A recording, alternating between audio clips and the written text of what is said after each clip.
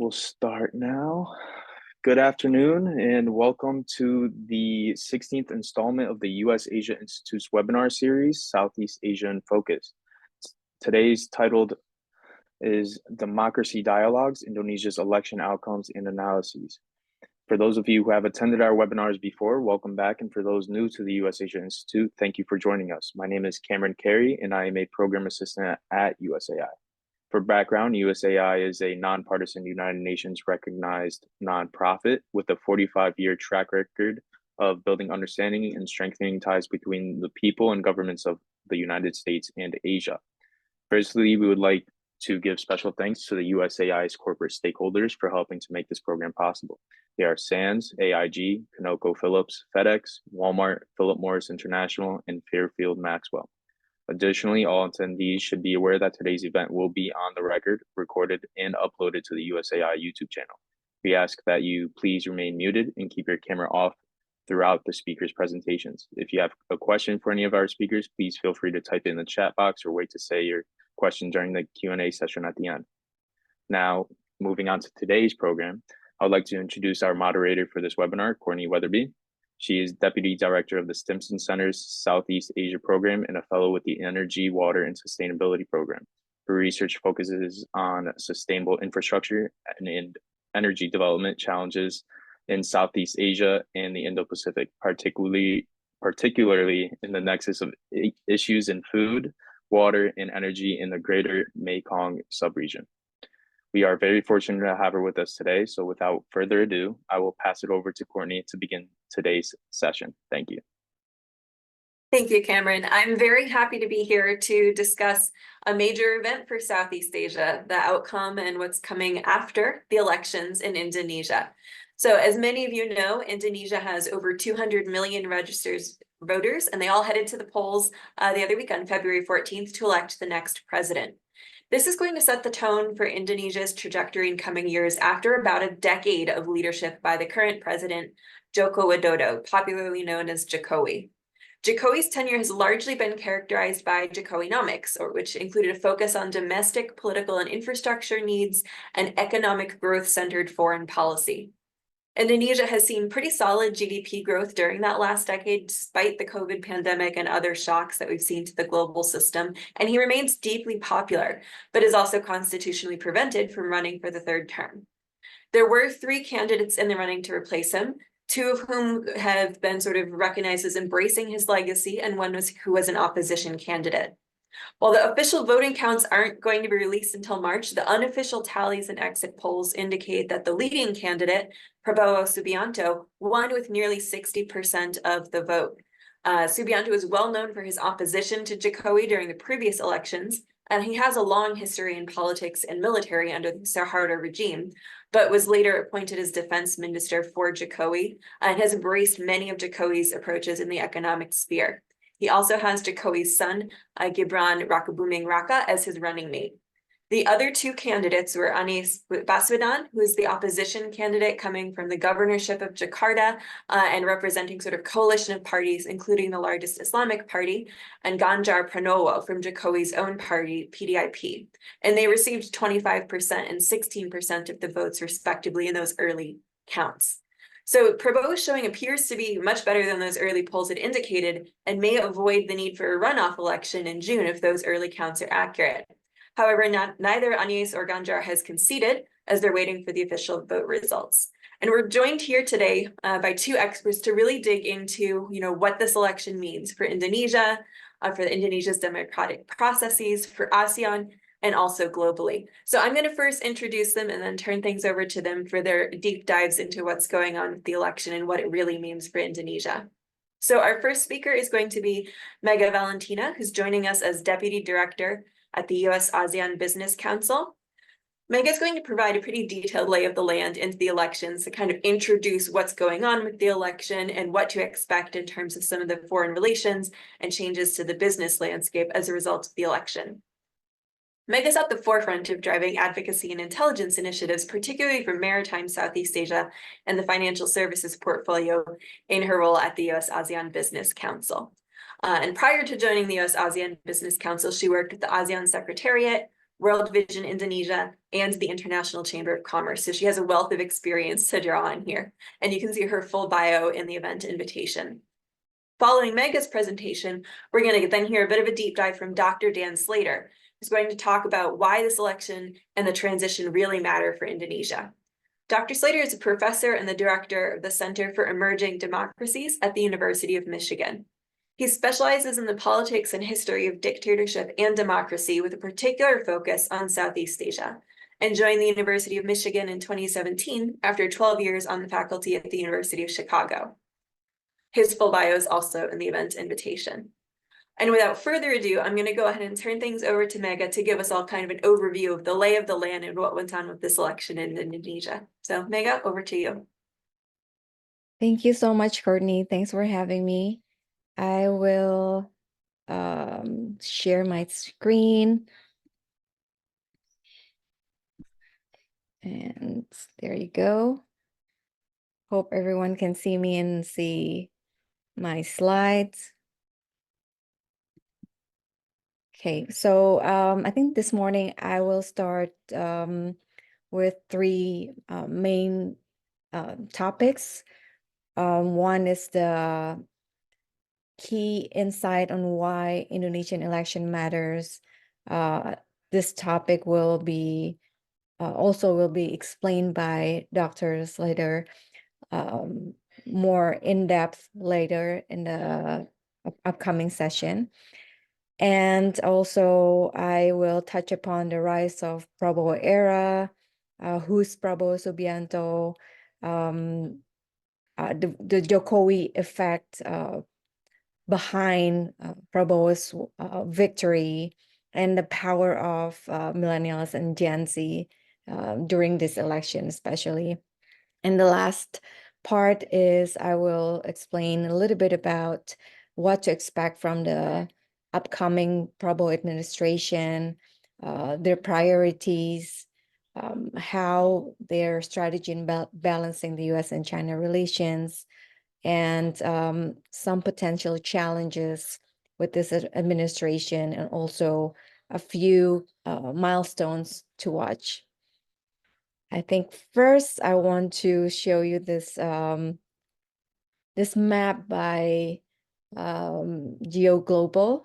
This is a special year for the world. This they call it super election year because half of the world, or about 40 million people in the world, are going to vote this year. And this is including Indonesia. So being the third biggest democracy in the world, with population more than 270 millions and around 200 million eligible voters, with around 72 voter turnout this year, Indonesian election is the biggest single day election in the world. And this is particularly I have some pictures to show you the ballots. This election is a general election, which means there are executive and legislative elections. There's presidential election ballots, and regional election ballots, provincial, etc. And on top of that, Indonesia election matters, and the effect will snowball to the region and the world, because it's the biggest economy in ASEAN. And also Indonesia is a leader in multiple geoeconomic mapping. For example, Indonesia is the co-founder of ASEAN, part of the signatory of IPEF, the Indo-Pacific Economic Framework, also signatory of CPTPP and RCEP.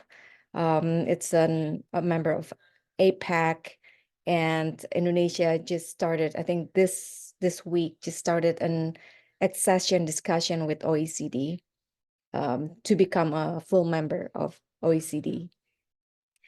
So going to the rise of the Prabowo era, I want to share with you a little bit of Prabowo's long journey. It's quite a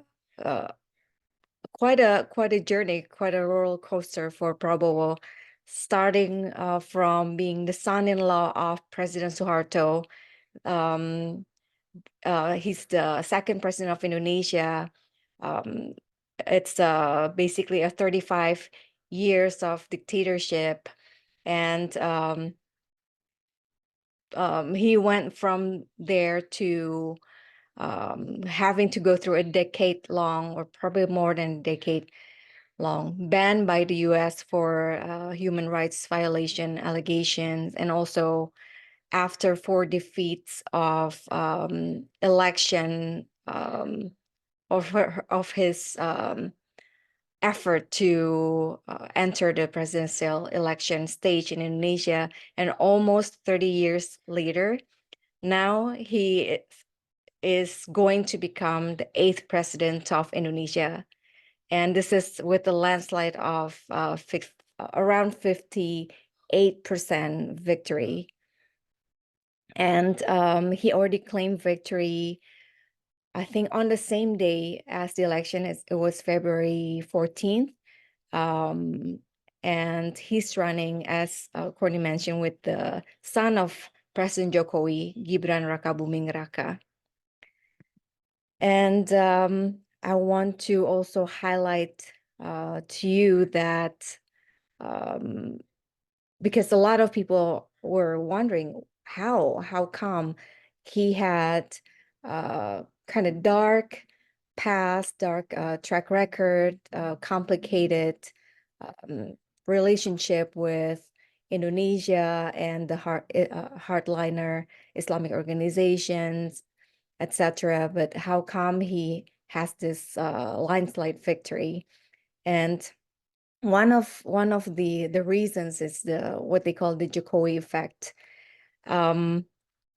As some of you know, that Jokowi has in his two terms of administrations, he always has more than 70% of approval rating. I think recently, he has reached 85%.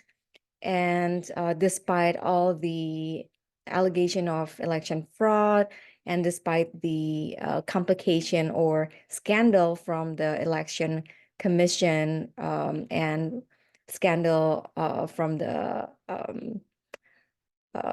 Constitution Court related to the nomination of his son, his approval ratings stay strong.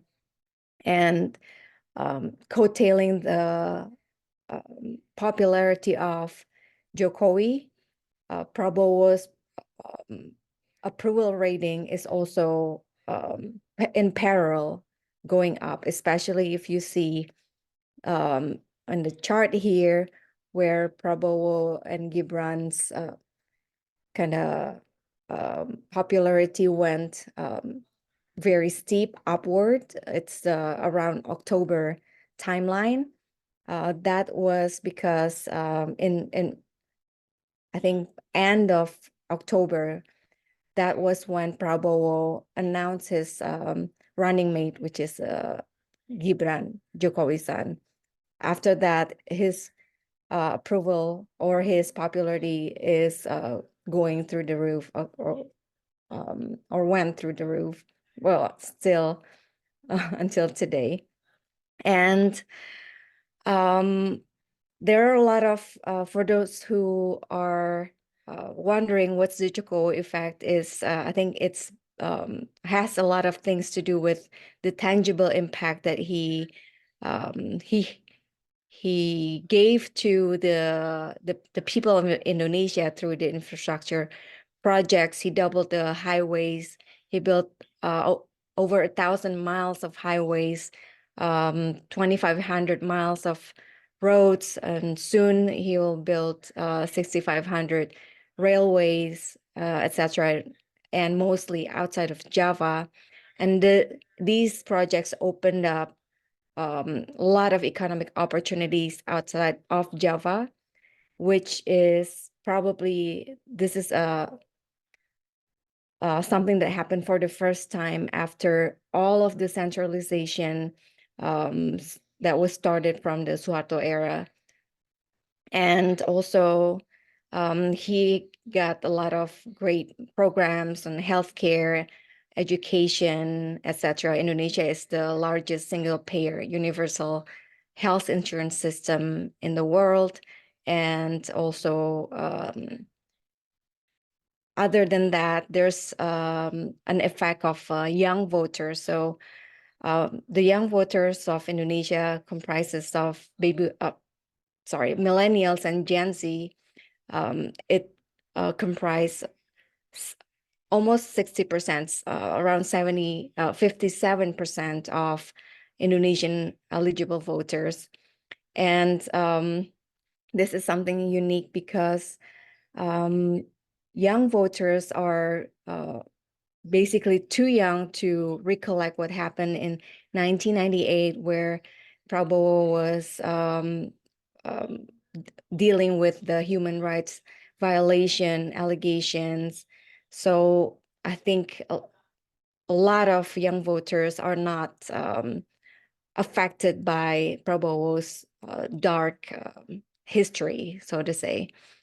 And if you see the next slide, I think Prabowo knows that the power of the young voters is can impact the election a lot. So he focused on changing his image. If you see from the 2019 campaign, I think from the poster itself, it's obvious that he shows his image as like a strong, people call it like a macho military guy. But in the 2024 campaign, he portrayed himself as an affable grandpa who's relatable for young generation, who knows how to do the heart sign with his fingers, the K-pop type of sign. And he danced on the stage and he sang. So he made it relatable for young generation, which has resulted, it paid off. And we can see that the millennial and Gen Z, especially Gen Z voters, has brought him a victory. And next, now that he would most likely will be inaugurated in October, there won't be a second round of election based on the current result. Now I want to take you to these priorities. What can we expect from Prabowo Gibran administration? And it has been the main theme of their campaign that they are the continuity of Jokowi's administration. So a lot of Jokowi's big programs or long-term programs are also their main priorities. For example, the goal of Indonesia Maju, of the goal to take Indonesia to get out of the middle income trap by 2045, the new capital city development, Nusantara City, also to be finished by 2045, the downstream sector developments, and they want to create a digital economy hub in Indonesia, and also other things like CCUS and net zero emission by 2060, etc. And going to the another big question about foreign policy of Prabowo Gibran administration. As many of you may know, that Indonesia has free and active foreign policy, and it's it's not going to change, whoever the president is, as long as the Constitution stays the same, because this free and active policies is reflected in our Pancasila, in our basic fundamental philosophy of Indonesia. As long as the fundamental philosophy of Pancasila doesn't change, Indonesia will always stay as a free and active country. And that means, what does it mean? It means that Indonesia will not be an ally of any big power. Indonesia will be partner of any big powers in the East or in the West, but not siding with one or the other. And active means Indonesia will continue to proactively join any, for example, economic or trade agreements or conversation in the geopolitical area. For example, South China Sea. Indonesia is also pretty active under the ASEAN framework. Also, Indonesia has voice in the Middle Eastern conflict, for example. And going to balancing the relationship with the US and China. Basically, Indonesia really tried to create a good relationship under they call it the good neighbor.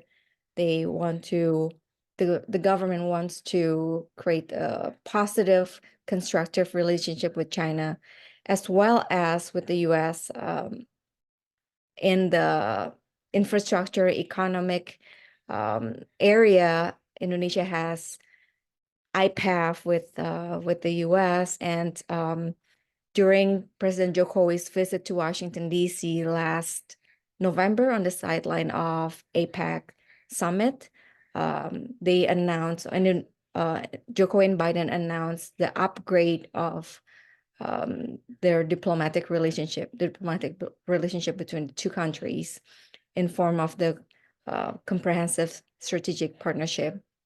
And also in the defense area, there's an upgrade of cooperation as well with the US. And in the climate area, as you might have been familiar with, Just Energy Transition Partnership, this year it should be the year where JTEP is implemented, of course, subject to all of the political dynamic in the US. And I think the only contrasting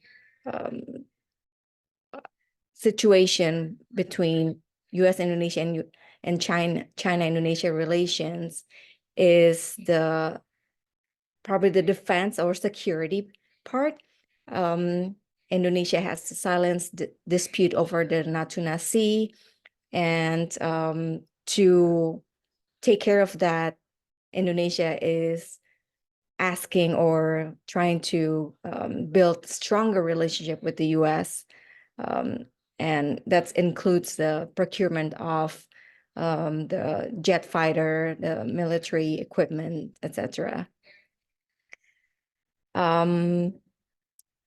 Potential challenges, and I believe that Dr. Slater will dig deeper into these some of these challenges. After the result was kind of announced through quick count, there's a lot of allegation on election fraud, and there's a new movement. They call it the Four Finger Movement. That's a kind of combination between Anies's supporters and Ganjar supporters to basically to create an awareness that democracy is in danger, that there's some abnormal situation regarding the numbers, the voting numbers in favor of Prabowo, and a lot of people have been collecting evidence and to be submitted to the election commission. And that is also to there's also a movement for from people who are afraid of the start of a Suharto era 2.0, because there's the signs that Jokowi is trying to build a dynasty with his son being in the istana and also in the palace, or going to the palace. And the constitution, what do you call it, the constitution court justice is also his brother-in-law. His son is now the head of the political party PSI, and his son-in-law is a governor in North Sumatra. So a lot of evidence on dynasty building. And I think another challenge that Indonesia is worried about is where the direct elections are gonna go, because there's a discussion already in the government to end the direct election for the regional and provincial leaders, meaning we won't be able to vote for the governor or for the parliament directly. It will be appointed directly by the president instead of voted by the people. So last thing I want to flag is the milestones. Indonesia will witness the official results being announced on March 20th. Coalition is currently being formed even before the new administration is starting. Jokowi has appointed a new minister for I think land spatial planning minister. It's a son of former President Susilo Bambang Yudhoyono. He was from the coalition of Anies, and now he's a minister under Jokowi's administration. So a lot of drama already happening. And presidential inauguration will be happening in October 20th. And right after that, within 3 weeks, Indonesia will have new cabinet members. And I think I will stop there. I will pass the screen back to Courtney. Thank you so much. Thank you so much for that helpful overview of sort of what was going on with the election, who was involved in some of the complicating factors that you outlined there, Megha. That was very helpful. I think we're going to turn things over to Dan now for him to give a bit more of a deep dive into, what this means for Indonesia's democratic processes and a little bit of a bigger picture in that sense. But before I hand things over to Dan, I do just want to flag, if anyone has questions that they want to ask, please do feel free to start lining them up in the chat box. We're going to turn into an active Q&A session after Dan finishes, and I want to make sure we've got your questions ready. So please feel free to drop those in there, and otherwise feel free to raise your hand and we'll move to the Q&A. But in the interim, Dan, happy to turn things over to you. Thanks. Well, thanks so much to the organizers for inviting me, and thanks to Megha for that terrific overview and summary of where things stand and how we got here. So I want to just focus today on presenting the argument that Indonesia's election in this moment presents a moment of danger, and that Indonesia is really confronting a dangerous transition, or what I would call a high stakes handover in this transition from Jokowi to Prabowo. And so I'm going to focus on the transition and on this handover rather than the election itself, in part because, contrary to a lot of conventional wisdom, elections in Indonesia aren't typically moments of major conflict or significant fraud or instability. I think this time around that there was some use of state apparatus to, in the words of the old Suharto regime, to success the elections for Prabowo. But I think it's very clear that opinion polls show that Prabowo got about the support that he had in polls as well. So for 25 years, Indonesia has had democratic elections, and they've been bringing more stability and predictability to the rhythms of politics than the authoritarian regime that preceded it, especially in the 1990s when Prabowo Subianto played his biggest role, as I will emphasize. So as ever in Indonesia, the real action follows kind of what happens after elections more than in the election itself. And as I'm saying, I think that this is a very high stakes handover. So let me say a little bit about what I mean by that. So it's high stakes because Indonesia, for all of the democratic erosion that it has been experiencing under Jokowi, this is still a high quality democracy in many respects. I think some people feel that the election is low stakes because there weren't really big policy differences among the three candidates. There's, I would say, there's kind of a complacency view and there's a defeatist view. The complacency view is that, well, democracy in Indonesia is very popular. There's still good turnout. Support for Prabowo doesn't indicate a rejection, but rather an embrace of the direction of the country. The economy is strong. And so from this perspective, democracy in Indonesia is and will be just fine. The defeatist perspective, by contrast, argues Jokowi has already basically destroyed democracy. Dissent has already been criminalized. There's likely to be no real political opposition. Prabowo will do everything in his power to eliminate opposition. And these are all true as well. So one perspective says Indonesian democracy is basically fine. The defeatists say that Indonesian democracy has already basically failed. So therefore, the stakes are not that high. But what I'd like to persuade you of is sort of two different ideas. One is that Indonesian democracy is actually in very big trouble, in very serious danger, but that it is still also of a high enough quality that it is very much worth defending on the other hand. So what I want to do is just take a little bit of time to talk about the lingering strengths of Indonesian democracy to sort of make the case that this is not, again, this is not a low stakes election in a low quality democracy. It is really a high stakes transition of power that's going to take place in a very high quality democracy in some important ways. So just give you a sense of the lingering strengths of Indonesian democracy. So this is the sixth peaceful democratic election Indonesia has had. It's going to be the fifth peaceful transfer of presidential power. There's no question that these things will be peaceful.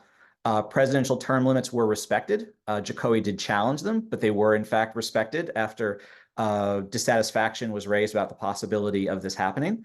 I would also stress that in Indonesia, ethno-religious minorities have less often been targeted and scapegoated than in the past in the authoritarian period. We also see relatively good success at managing separatist movements, which were quite explosive at the turn of the millennium, and they've generally been tamed and to at least some degree peacefully managed. I'd also stress that voters in Indonesia show substantial independence from party directives and endorsements. So the fact that the PDIP won the largest share in the parliamentary election, but that Ganjar, their candidate, did not get the most support, shows you that people are really, Indonesian voters follow their own conscience. And when they take money in money politics, they still vote for who they want. And in some ways, when we see money politics in Indonesia, it's actually voters extracting money from politicians more than politicians extracting support from voters. Indonesia has also an extraordinarily powerful, if limping and under attack, anti-corruption commission, the KPK.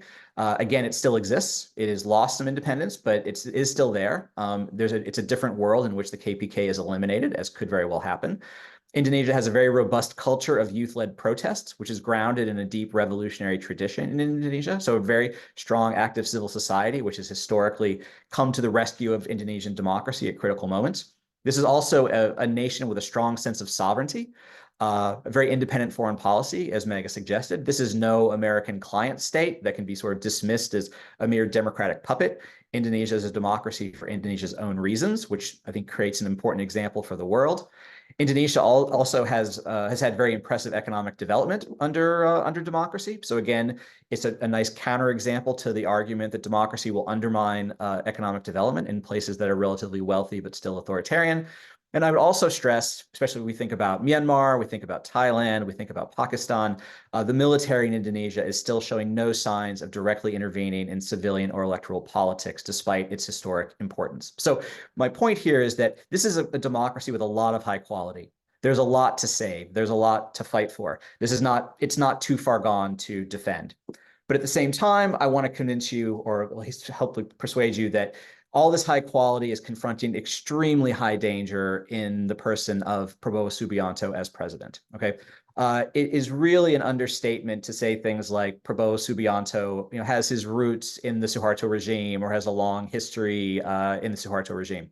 Most of Indonesia's political elite has a history in the Suharto regime. That does not put them in the same category as Prabowo Subianto. Prabowo Subianto was without question the worst expression of the abuses and the atrocities committed by the Suharto regime in its death throes during the 1990s.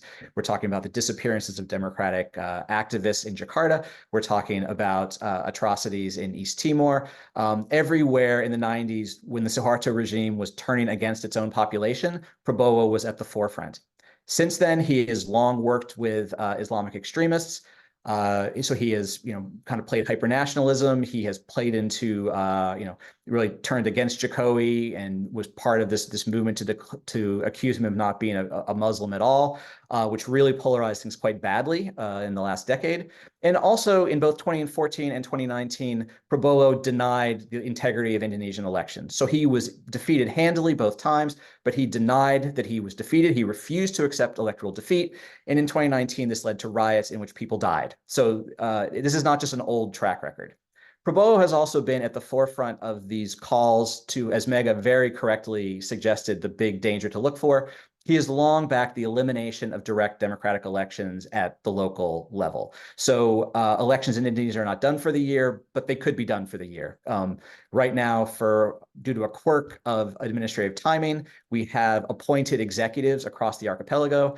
I think there's a lot of reason to fear that's going to remain the case, and Indonesians will lose their capacity to select and to remove their own local executives. This would be an enormous blow, and it's essentially in the works. Prabowo has also promised to build up the military's notorious territorial commands. These are a legacy of the revolution and of the Suharto regime, play no real effective role in governance, but do increase corruption and civil rights abuses. As Megan noted, we're also seeing dynasticism prevailing at the national presidential level for the first time in this placement of Gibran, and in particular with this sort of brazen personalization of judicial politics in order to put Gibran in this position, despite the fact that he was too young to qualify to be on a presidential ticket. I think it's also the case that the criminalization of protest and dissent, which has really stepped up under Jokowi, this is really certain to increase under Prabowo. And this is really vital because in Indonesia, the political elite don't have a lot of democratic impulses. It's really the active, the sort of muscular protest and dissent of civil society that keeps Indonesian democracy on track to the extent that it is. And to the extent that that keeps getting punished and criminalized, Prabowo, he uses the same kind of rhetoric as the Modis and the Erdogans and the Orbans of the world and saying, that protest is just kind of foreign funded and it's expression of hostile foreign interests. So it's not hard to imagine what's coming in terms of the way he'll respond to dissent and protest.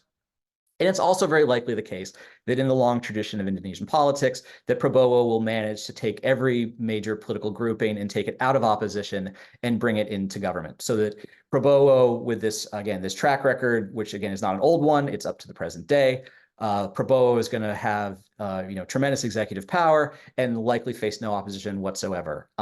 Jokowi has proved that elected executives can actually harness a broad coalition to their own support, and it doesn't serve as a constraint. They can actually use it to play their coalition partners up against each other. So Prabowo as well could very well use the broad coalition he's on the verge of building toward serious presidential power. And I just end with two quick general notes. One is I think we're inclined to look at electoral mandates or electoral landslides like this as moments when we should give a lot of leeway to elected presidents. We say they should have a honeymoon, they've got a mandate. Let's step back and let them do what they're going to do. I think the past decade has shown us that actually for strongman leaders like Prabowo, that getting an electoral mandate is actually a very, very perilous moment. It's when they are even more emboldened to do the things they think they now have the sanction of the public to do. So rather than a honeymoon period, I think we have to think of a moment when civil society and the international community has to be even more watchful and more concerned about what this new president is going to do. And the final point I'll just make is that the world in general has been losing a lot of its most inspiring democratic examples around the world. I have argued that Indonesia, it may not be a role model, but it is an example of something important and worth defending. And we don't really know the effects yet of losing these kind of inspiring examples in some of the world's largest countries of democracy for democracy activists and democracy defenders around the world. So we should be thinking about the global consequences of the Indonesian election and this high-stakes handover as well. So I want to make sure we leave time for Q&A, so I will stop there. Thanks so much again. Thank you so much for that deep dive into why this election in particular and the handover and the transition matters for Indonesia, Dan. I think that's particularly resonant for many of us living in other countries with elections this year. As Mega highlighted at the beginning, this is a major year for elections globally. And we have seen, many of these same challenges that both of you just highlighted in Indonesia, ranging from things like hyper-nationalism to strongman politics, echoed in other countries that are also democracies facing similar challenges and backsliding. So I think these are, important questions for us to consider very broadly. I do want to make sure that our audience members feel free to ask questions. So if anyone who's on the call wants to ask, please go ahead and type your questions into the chat box. You're welcome to send them as a direct message to me, post them plainly, or even raise your hand and we'll see what we can do about giving you the chance to unmute yourself.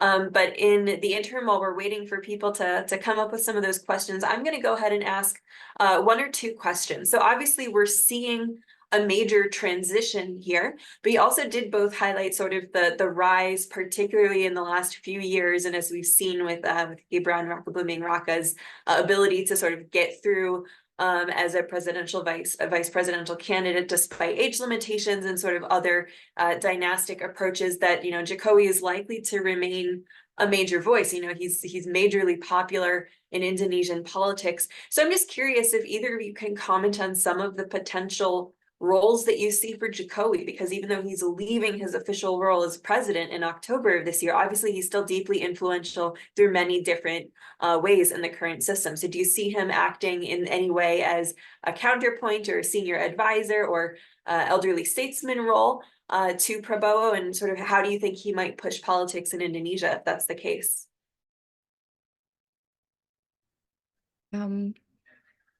Should I start?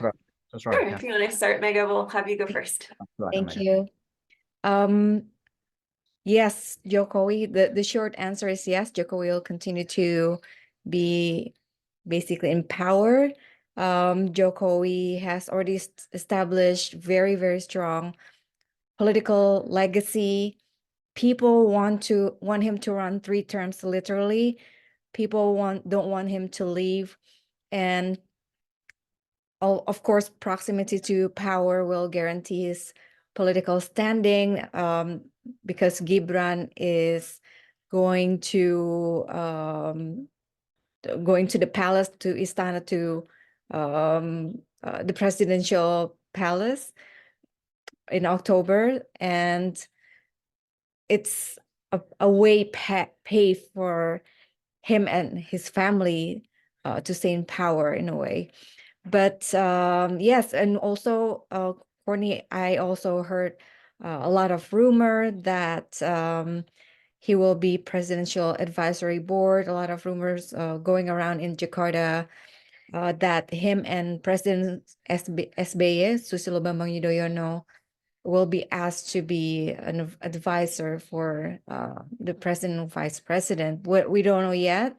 They are still shopping. They're still bargaining, negotiating to form new coalition, and the politics in Indonesia is super fluid. Changes can happen overnight, and one thing, and as you know, that Jokowi and Prabowo used to be sort of like a decade-long enemy, and suddenly they're best friends. So it's super fluid. But one thing for sure, that Istana will still be Jokowi's home. Istana, I mean the palace, his son's home will still be Jokowi's home as well. It's a symbol that Indonesia is also still a playground for Jokowi and his family, at least for the next 5 years.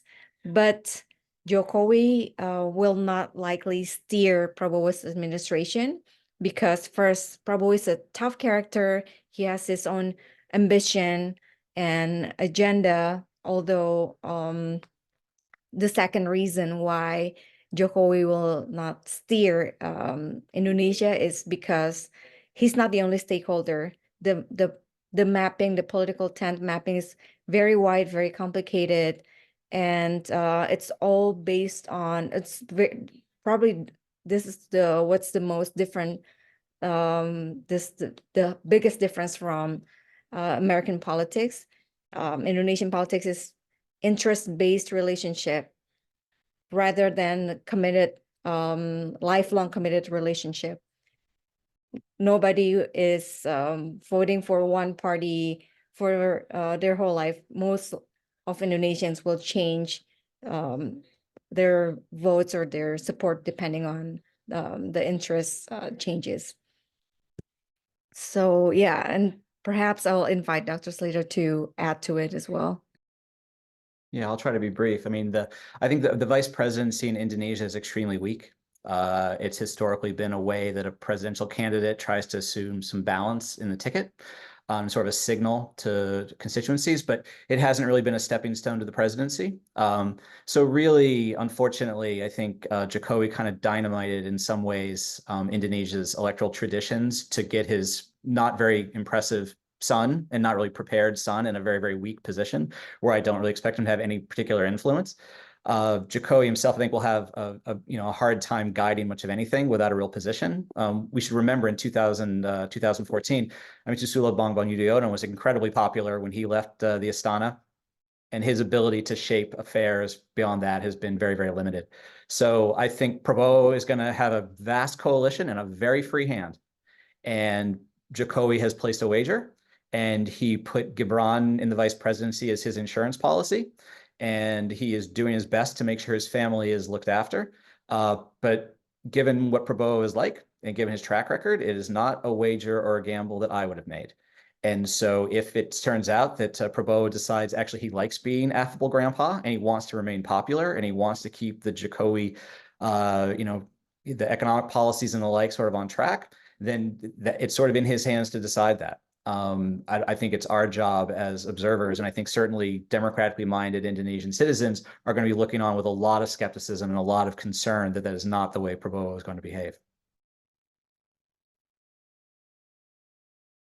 Thank you for that. And I guess sort of continuing the comments and the line of thinking about Prabowo's behavior, obviously both of you had highlighted sort of Prabowo's colorful, dark history, as it were, particularly when it comes to human rights abuses. That's obviously been sort of a major challenge in terms of relationships with the United States in the past. He wasn't able to come into the country for a long period of time. Daniel, you highlighted some of the major concerns more broadly with democracy and civil society in Indonesia, but you also highlighted that it is still a very strong sector in Indonesia. So I'm curious if you could point to what you see as some of the specific threats to worry about. Do we see particular policy changes that you think Prabowo might pursue early in his administration that would really stifle that active civil society and inhibit its ability to continue playing that major role? Or do you see specific actions that many civil society and other activists inside Indonesia may already be taking with that in mind to try and prevent that sort of change? Yeah, I mean, Indonesian civil society has real strength, but it's under extremely fierce attack. And in that respect, it's very much like civil society in places like India or in the Philippines under Duterte, or, in Turkey under Erdogan, and et cetera. So it doesn't require new policies. We see all around the world that politicians can win pretty free and fair elections, and they can be very popular, and they can use the tools of executive power to attack their enemies and attack their rivals and attack the opposition, and in some cases attack ethnic and religious minorities. And the most positive thing, in a sense, in Indonesia is that at least Prabowo didn't win last time. At least he didn't win in 2014 when he was promising to ride a deeply hateful anti-minority wave to power. So he had to put that aside to win. Does that mean he's a completely different creature? Does that mean that when challenged, that he won't play those cards to try to gain an upper hand? I have exactly zero faith that that's the case. So it doesn't require new policies. It will be enforcement. And it will be, as with Jokowi, Jokowi simply kind of stood aside and let the security apparatus of the Indonesian state increasingly punish and go after critical voices. It's just not hard to let that happen. So even letting things alone, this tends to happen. If Prabowo actually decides actively to, again, say, people who criticize me are traitors. People who criticize me are the mouthpieces of hostile foreign forces. Civil society is a foreign construct. Indonesia has too much democracy. These are all the kinds of things he's said already. So we're ready to go. He is ready, and he has set the stage for all of these things to happen. So none of those things should be a surprise if that's what happens when he assumes office in October. Thanks for that. And I'll just ask sort of a question, continuing that to Mega, and that's sort of the question of whether you see these issues particularly resonating with the very strong cohort of millennials and Gen Z that you mentioned, sort of in seeing that affable grandpa persona and seeing the way that Prabowo had sort of changed how he was presenting himself, had come out in much larger numbers this time around for the election. Do you see some of these issues as something that people will be surprised by a change on? Do you see some of these issues as things that just are not so prioritized as you mentioned, in interest-based voting when the economy is doing well, and we see a continuation of some of those economic policies that have really benefited particularly these younger cohorts over the last 5 years?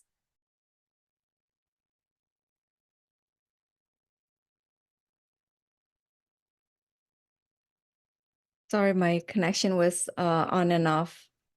Oh, no, do you want me to repeat the question, or? Yes, please. Sure. So I was just kind of curious. I know you mentioned there was a really strong sort of surge in support, the Jokowi effect from Gen Z and millennials this time around, in part in response not just to, Gibran as his running mate, but also Prabowo's successful transition in persona to being a bit of an affable grandpa.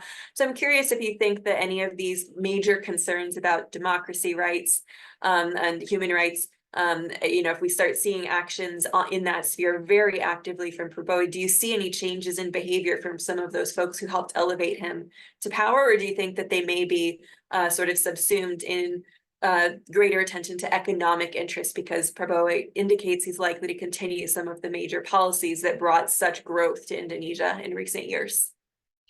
Yeah, so I think Jokowi's role and leadership and the Jokowi effect is very strong, that I think this will continue to the Jokowi effect on Indonesia will continue, and the worry about democracy, despite all the big universities public or focalizing their concerns publicly, despite all of the despite the, for example, the documentary about dirty votes or dirty election being published like right before election, and other concerns from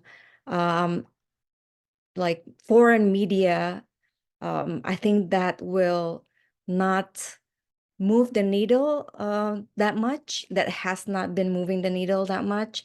And I think it's because the effect of the infrastructure development, the LPDP, the education scholarship, sending more than 3,500 students abroad, paying full tuition for young Indonesians to get their college and master's degree on the Indonesia's on the government budget, and the good what do you call universal healthcare system that works for families, even for example, my aunt, my uncle who had cancer, they could enjoy the healthcare for free.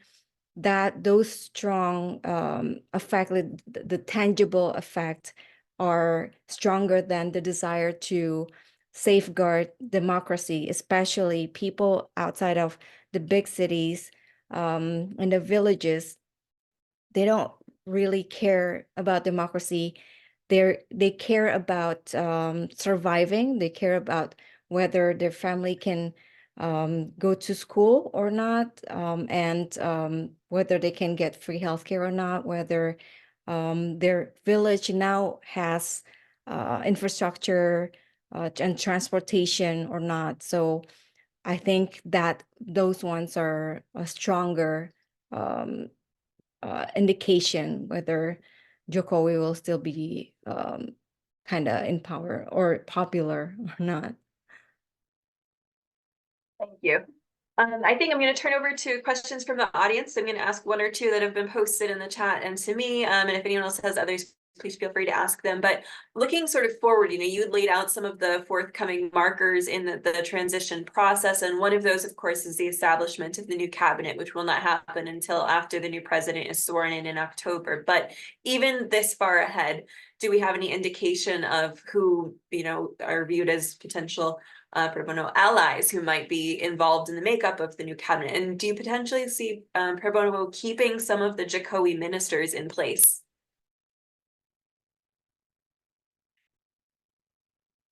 If I may, I would like to jump in on this. Definitely, people who you see are in in Jokowi's cabinet and used to be in Jokowi's cabinet will likely appear again. For example, Erlangga Hartarto, the coordinating minister of economic affairs, has been we have been hearing that he's going to come back and probably stay in the same role. And if you watch the victory speech of Prabowo, those people who he mentioned, who stood up and he said thank you to, it was like similar to Oscars where he mentioned people and thanked them on the stage. For example, Erick Thohir, the Minister of SOE, and Ambassador Rosan Roslani, who's the chief of campaign team. Of course, Agus Yudhoyono, who just became a minister, will probably stay there. And yeah, a lot of old faces, but also it's not impossible because there's this lawsuit being prepared by Anies and Ganjar's coalitions. And knowing Indonesia's dynamic political stage, it's not impossible that some of the